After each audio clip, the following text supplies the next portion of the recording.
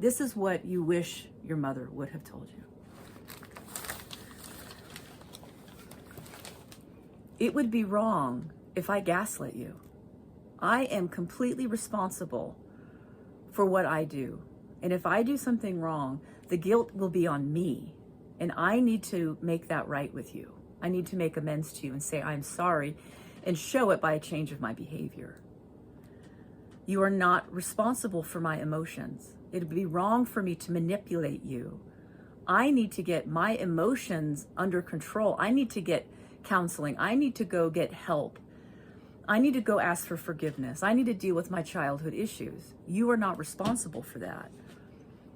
It's unacceptable for me to criticize you in any way other than the criticism if you're being mean to someone. If you're being a bully, that is when I am obligated to criticize that behavior and say that is unacceptable.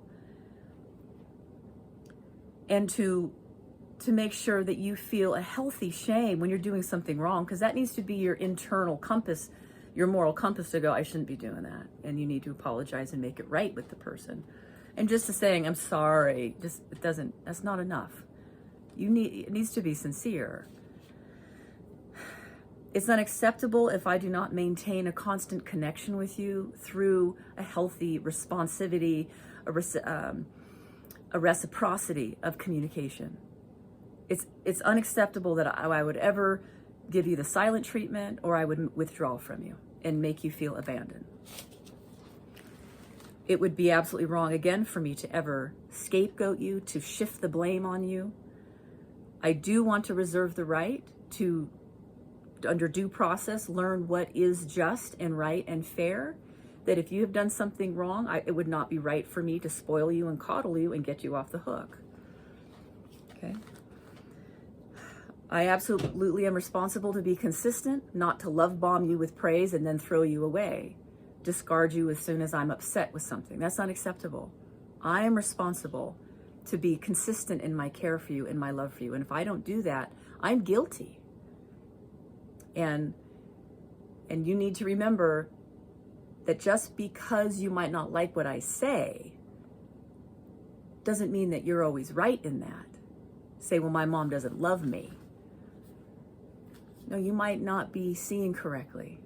In your own selfishness or wanting your way, you might think that you're being unloving, you're hurting me, you're invading my space. All the things I hear young people say now, this isn't a safe space for me. Like, well, you're not making it a safe space, so you're having an authority correct you to say, hey, knock that off. Don't treat people like this. You're manipulating us.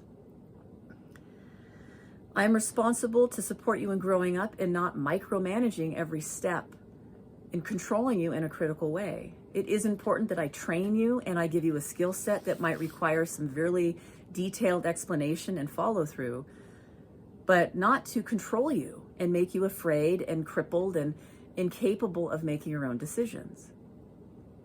And I am responsible to have boundaries to teach you how to treat me properly in the maternal, paternal position, and to also develop a respect for you and your space as far as especially your body. A lot of parents violate that boundary. Totally unacceptable. Criminal, actually. But it can also go in the realm of emotional violations and spiritual violations.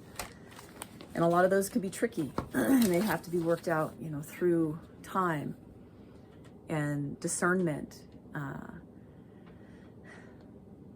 But yeah, so I am responsible, and I want you to have a childhood, a time where you're not overburdened with the drama of a parent, where you can go explore outside and look at bugs and look at the plants and learn. Because if you're overwhelmed with the burden of a parent, you can't think clearly.